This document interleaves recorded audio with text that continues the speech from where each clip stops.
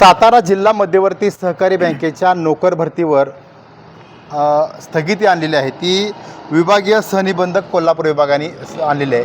आणि यासाठी महत्त्वाचं म्हणजे कनेरखेडे येथील श्रीमंत महाजी शिंदे शेतकरी संस्था जी आहे, या संस्थेनं गेले अनेक वर्ष याच सातारा जिल्हा मध्यवर्ती सहकारी बँकेमध्ये चाललेला जो प्रवृत्ती आहे याच्या विरोधात आवाज उठवलेला आहे. ही सगळी टीम माझ्यासोबत आहे. माझ्यासोबत किशोर शिंदे आहेत, नमस्कार. त्यानंतर माझ्यासोबत संदीप पाचांगे आहेत, संदीप पाचांगणे आहेत, याचबरोबर संजय काटे, हे सगळे पदाधिकारी आहेत.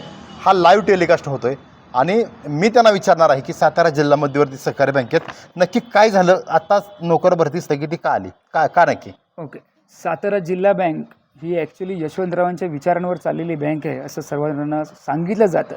पण आमच्या वास्तविक लक्षात आलं आहे की वर्षानुवर्षे या सहकारामध्ये घुसलेले जे काही माफिया लोक आहेत त्यांनी त्या यशवंत विचारांना छेद देत त्यांची जी संघटित गुन्हेगारी आहे आणि त्याच्यातून त्यांचं जे नेटवर्क बिल्डिंग आहे, ती सर्व सहकारी व्यवस्था जी शेतकऱ्यांच्या मालकीची आहे त्यांच्या भांडवलातून उभी आहे, ती काबीज करत त्यांच्या यंत्रणेतली लोक त्याच्यामध्ये गोफत सर्व राजकीय व्यवस्था स्वतःच्या ताब्यात घेण्यासाठी. आणि त्यातला एक सगळ्यात महत्त्वाचा भाग आहे तो म्हणजे नोकर भरती.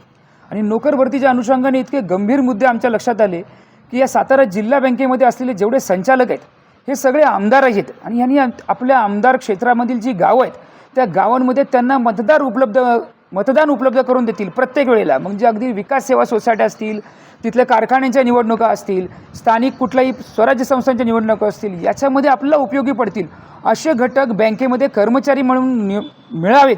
यासाठी त्या गावातील काही जी महत्त्वाची कुटुंब आहेत, त्यांचे कार्यकर्त्यांची कुटुंब आहेत, यांना या वर्कवेलच्या माध्यमातून बँकेच्या सेवेत सामावून घेण्याचा एक कट रचला होता. मला एक सांगा शिंदे साहेब, की माझ्या हातात सुद्धा बरेचसे तुम्ही दिलेले पुरावे आहेत, तुमच्यावर सुद्धा मला समोर दिसत आहेत. ही जी नोकर भरतीवर आता सध्या आपण चर्चा करूया, ही कधी सुरू झाली, कधी झाली, कोणत्या कंपनीला कॉन्ट्रॅक्ट दिलं, प्रोसेस कशी झाली त्यांची? मार्च 2022मध्ये सातारा जिल्हा बँकेने त्यांच्याकडे असलेला 528चा जो वर्करचा बॅकलॉग आहे कर्मचाऱ्यांचा, त्या बाबतीमध्ये सहकार विभागाकडनं परमिशन मागायला सुरुवात केली. आता नाबार्डच्या आणि इतर निकषांप्रमाणे त्यांना 343 म्हणजे जवळजवळ 263 तृतीय वर्गीय क्लर्क, त्याच्यानंतर 60 शिपाई आणि 20 काही इतर कर्मचारी अशी मिळून टोटल त्यांना 343 कर्मचारी भरती करण्यासाठीची परवानगी मिळाली. त्या भरतीसाठी त्यांना वेगवेगळे शासन आदेश पाळायचे होते. त्याच्यामध्ये प्रामुख्याने शासन आदेश होता तो 2018चा त्याच्यामध्ये आणि एक 2022चा. याच्यामध्ये ज्या काही त्यांनी तरतुदी केल्या शासनाने नोकर भरतीसाठी, त्याच्यामध्ये ऑनलाईन पद्धतीने परीक्षा घ्यावी, या सगळ्या गोष्टी कराव्या यासाठीच्या सूचना दिल्या गेल्यात. सातारा जिल्हा बँकेने सुरुवातीच्या काळात परमिशनला घेऊन सुरुवात जरी केली असली तरी पहिल्या दिवसापासून याच्यामध्ये त्यांनी वेगवेगळ्या पद्धतीने याच्यामध्ये पळवाटा शोधत आपापली माणसं कशी भरती करता येईल यासाठी प्रोसेस सुरू केली. आता मी थोडंसं तुम्हाला उलट घेऊन जातो, याच्यामध्ये संदर्भ घेतो तो म्हणजे उच्च न्यायालयातल्या नागपूर खंडपीठाच्या रिट पिटिशनमध्ये 67/51/2025 मध्ये झालेला एक निकाल आहे 14 नोव्हेंबर 2025चा. आणि त्याच्या अनुषंगाने सहकार आणि पणन विभागाला एक सुनावणी घ्यावी लागली की महाराष्ट्रातील सर्व सहकारी जिल्हा बँकेत त्याच्यामधल्या ज्या नोकर भरत्या आहेत त्याच्या अनुषंगाने त्यांनी एक पणन विभागाच्या सेक्रेटरी प्रधान सचिव यांनी सुनावणी घेतली. आणि त्याच्यामध्ये 5 फेब्रुवारी 2026ला वर्कवेलला बाद करण्यात आलं आहे, ते म्हणजे नियमबाह्य पद्धतीने काम केल्याबद्दल. तर या वर्कवेलच्या बाबतीमध्ये अनेक पिटिशन्स दाखल आहेत. थोडं थांबवतो म्हणजे लोकांच्या लक्षात यावं.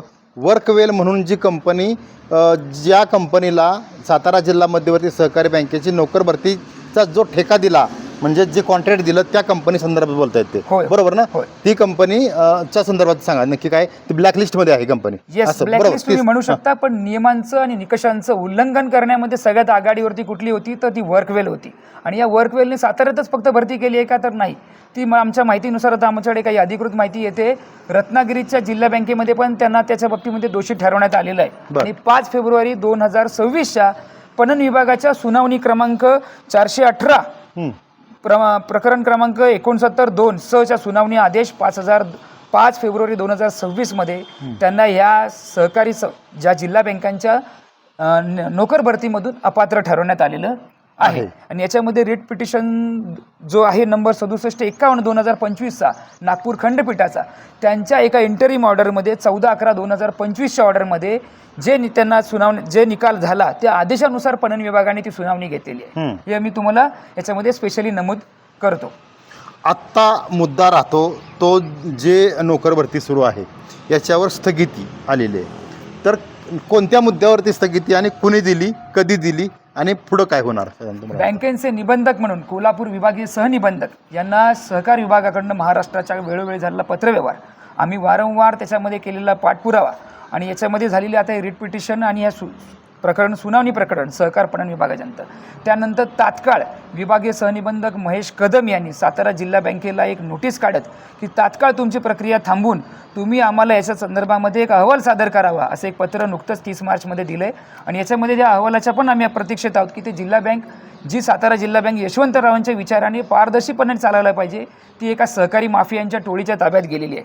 या जिल्ह्याचा जो एक लौकिक होता यशवंतरावांचा तो इथे कुठेतरी जो मला वाटतं त्याचा कुठेतरी कलंक लावण्याचा प्रकार आत्ताचे सत्ताधारी जे सातारा जिल्हा बँकेत बसलेत ते अत्यंत संघटितपणे करत आहेत.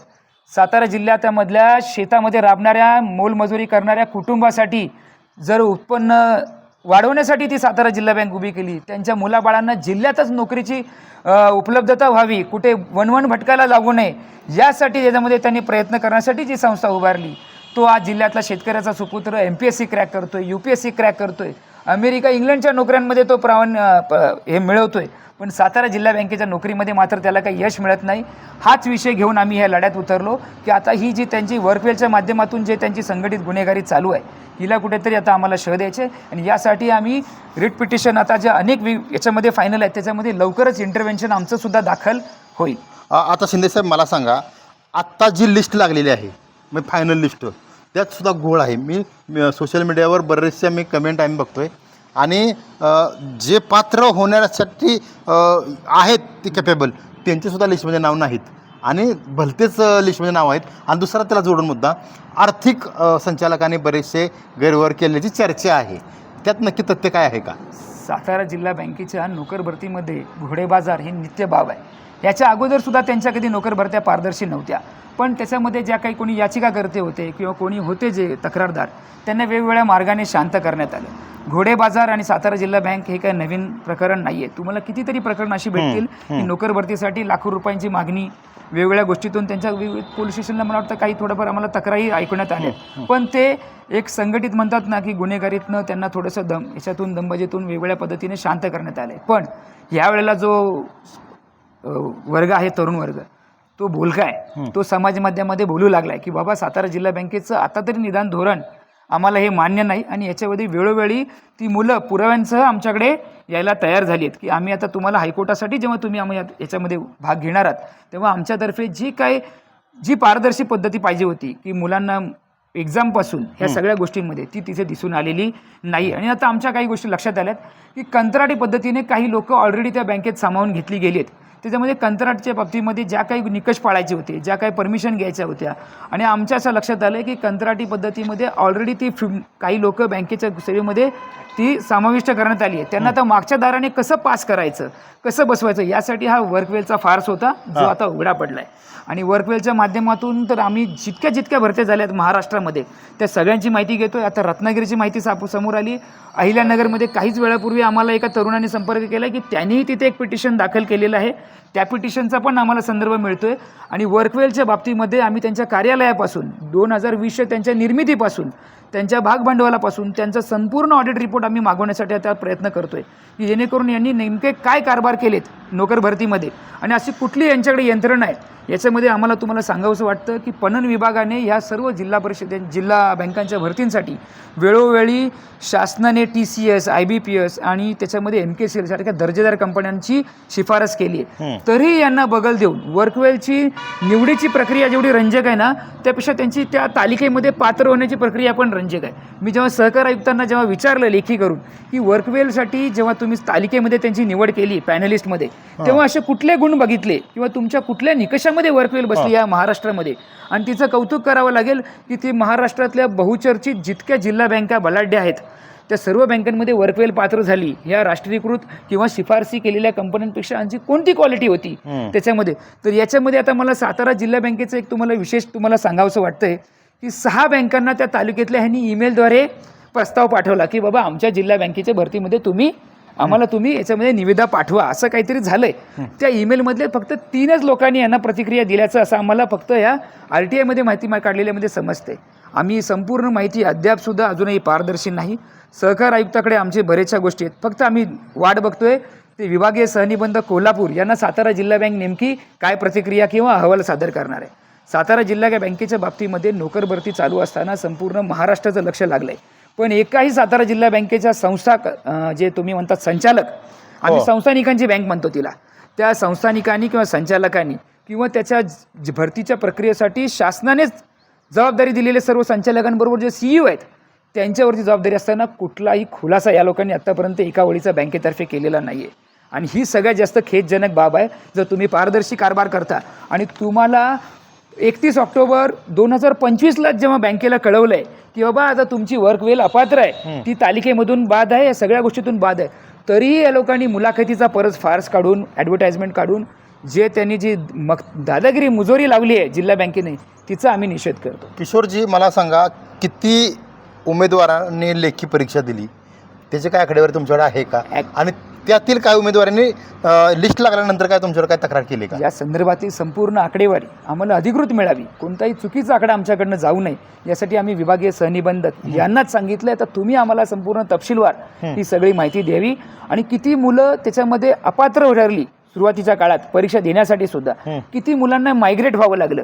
म्हणजे आपल्या जिल्ह्याची बँक आहे, इथे सगळ्या प्रकारच्या परीक्षार्थींची सोय होते, पण सातारा जिल्हा बँकेच्या परीक्षार्थींची सोय करायला काही वेळेला काही लोकांना पुण्याला जावं लागलं. मी बोललो ह्या परीक्षार्थी लोकांना 2 दिवसांपूर्वी मेसेज येणे की तुमचं सेंटर पुणे, हे तरी आम्हाला काही योग्य वाटत नाही. त्या परीक्षार्थी विद्यार्थिनीला किंवा महिला असेल तिला किमान 7 दिवस अगोदर अंदाजे किती विद्यार्थी बसले काय ऍक्च्युली आम्हाला त्याच्यामध्ये अधिकृत आकडा आम्हाला अजूनही त्याच्यामध्ये बँकेने कळवलेला नाही. आणि आमच्यासाठी काय जी परीक्षार्थी जी कंपनी आहे तिने आम्हाला माहिती द्यावी की त्यांच्याकडे कोणता संदर्भ आहे नक्की एक्झॅक्टली परीक्षेचा. आता तुम्ही जी या तुमच्या संस्थेनं तुमच्या टीमनं जी काही कष्ट घेतलं त्याला प्राथमिक टप्प्यात यश मिळालं दिसतंय. मात्र आता जे कोल्हापूर विभागीय सहनिबंधांचे आदेश दिला आहे, पहा सहकार खातं सुद्धा त्यांच्याकडेच आहे, सहकार मंत्री त्यांचेच आहेत आणि मुख्यमंत्री त्यांचेच आहेत, त्यात आदेश दिलेले आहेत. पुढं काही दबाव त्या ह्याच्यावर येऊ शकतो. यासाठी तुम्ही काय जन आंदोलन एखादं काय उभं करणार आहात का? सातारा जिल्ह्यातील तरुणांचा एक प्रचंड मोठा पाठिंबा आमच्याकडे आहे. त्यांना आमच्याकडे असलेल्या सर्व टेक्निकल माहितीवरती विश्वास आहे. मला पूर्ण खात्री आहे की महाराष्ट्र राज्याचे मुख्यमंत्री यांनी या सर्व जिल्हा बँकांमध्ये ज्या प्रकारे हे कारभार चालू होते आणि खास करून सातारा जिल्हा बँकेमध्ये एका विशिष्ट विचारांच्या राजकीय विचारांचा वारसा असलेल्या लोकांची याच्यामध्ये सत्ता होती, पण त्यांनी यशवंतरावांच्या विचारांना छेद देतील असं आम्हाला आत्तापर्यंत अभिप्रेत नव्हतं. पण याचं प्रकार इतका टोकाचा होऊ लागला आहे आत्ताच्या काळात की आता थोडंसं बोलणं गरजेचं झालं आहे. आणि यासाठी आम्हाला पूर्ण खात्री आहे की जर व्यवस्था आणि ह्या सगळ्या जरी राजकीय दबावामुळे जरी पडत असल्या तरी महाराष्ट्रामध्ये असू देत किंवा राज्यामध्ये असू देत, आपल्या देशामध्ये कायदा सुव्यवस्थेमध्ये आणि खास करून उच्च न्यायालयाच्या बाबतीमध्ये आम्ही प्रचंड विश्वास आहोत. त्या न्यायव्यवस्थेवर प्रचंड आमचा विश्वास आहे आणि त्या न्यायव्यवस्थेचीच एक चुणूक आहे की ज्याच्यामध्ये आम्हाला जवळजवळ 14 नोव्हेंबर 2025ला एक असा आदेश मिळाला जेणेकरून पणन विभागाला नाईलाजाने का होईना पण यांच्या सर्वांच्या सुनावण्या ठेवाव्या लागल्या आणि वर्कवेल सारखी जी काही अघोरी व्यवस्था निर्माण करण्यात आली आहे या जिल्हा बँकांच्या बाबतीतून तरुणांचे हक्क हिरावून घेण्याचे, स्थानिक तरुणांचे, आता याच्यामध्ये स्पेशल ऑर्डर अशी आहे की 70% स्थानिक तरुण म्हणजे ज्या शेतकऱ्यांच्या मुलांना इथे स्थान द्या. आता 30% जरी त्यांचा भाग हातामध्ये राहिला, आज 528 पैकी 343 लोकांची भरती आहे. ही 343 मुलं ही ह्या जिल्ह्यातल्या 11 तालुक्यातल्या शेतकऱ्यांची असावीत आणि ती याच भागामध्ये काम करण्यासाठी पात्र असावीत. कारण ही MPSC देत आहेत, UPSC देत आहेत. जर ह्या राज्यस्तरीय परीक्षा देऊ शकतात तर जिल्हास्तरीयची बँकेची परीक्षा ते का पास होऊ शकत नाही, ही मोठी शोकांतिका आहे. आणि हे सगळ्यांना समजलंय, पण राजकीय संचालक जे आहेत त्याच्यामध्ये त्यांनी आता तो अट्टाहास सोडावा. की आमचेच कार्यकर्ते, आमचेच बगलबच्चे हे विकास सेवा सोसायटीमध्ये सचिवापासून बँकेतल्या कर्मचाऱ्यांपासून कारखान्यातले कर्मचारीसुद्धा आमचेच असावेत, जेणेकरून आम्हाला सर्व प्रकारच्या निवडणुकांमध्ये अडवाअडवी करून आम्हाला कसं शेतकऱ्यांना मुस्कटदाबी करता येतील. आता हे षडयंत्र तुम्ही थांबवावेत. मी महाराष्ट्रामध्ये आणि सातारा जिल्ह्यामध्ये जर कुठला तालुका असेल तर यशवंतरावांचा जो तालुका आहे कराड, आणि या कराडवासियांमधूनच एक आलेलं नेतृत्व आहे जे पृथ्वीराज बाबा आहे, जे महाराष्ट्राचे मुख्यमंत्री राहून गेलेत. आम्ही त्यांनाही निवेदन करणार आहोत की सातारा जिल्हा बँकेमध्ये कराडमधून तुम्ही एक याच्यामध्ये हस्तक्षेप करावा. आम्ही त्याच्यामध्ये न्यायालयीन लढाई तरुणांना घेऊन लढू.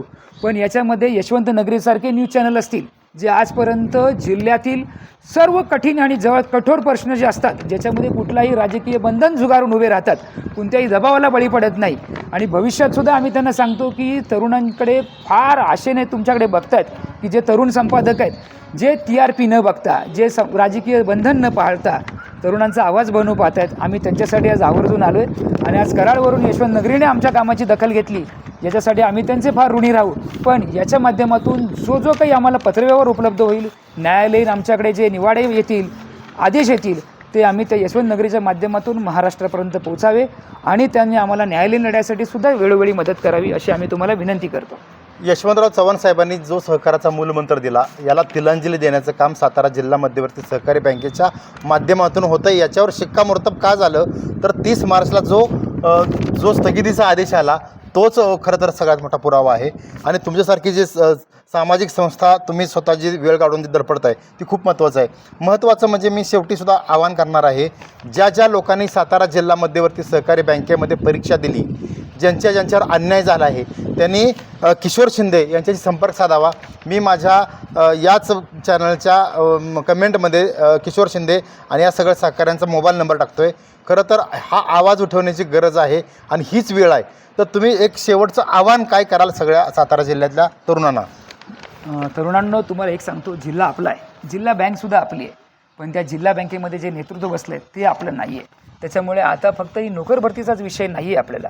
तर सातारा जिल्ह्यामध्ये शेतकऱ्यांच्या बाबतीमध्ये ज्या संस्था आहेत, ज्याच्यामध्ये शेतकऱ्यांचं थेट भांडवल आहे, मग अगदी विकास सेवा सोसायटीपासून कारखान्यांपर्यंत, तिथे शेतकऱ्यांच्या प्रश्नासाठी, तुमच्या नोकर भरतीसाठी जसा तुम्ही आवाज उठवला तसे शेतकऱ्यांच्या सर्व प्रश्नांसाठी खास करून सातारा जिल्हा बँकेने फक्त नोकर भरतीच्या बाबतीमध्येच शासन आदेश झुगारलेले नाहीत, कुर्ल्याचे आदेश झुगारले नाहीत, तर शेतकऱ्यांच्या बाबतीमध्ये शासनाने देऊ केलेल्या, नाबार्डने देऊ केलेल्या सर्व योजनांच्या बाबतीमध्ये माती खाल्लेली आहे. आणि याच्यामध्येच प्रामुख्याने मी तुम्हाला हे सांगू शकतो की त्याच्यामध्ये राजेंद्र सरकारी नावाचा जो CEO आणला आहे, तो विकास सेवा सोसायटीच्या माध्यमातून इतके अघोरी प्रकार करतो आहे.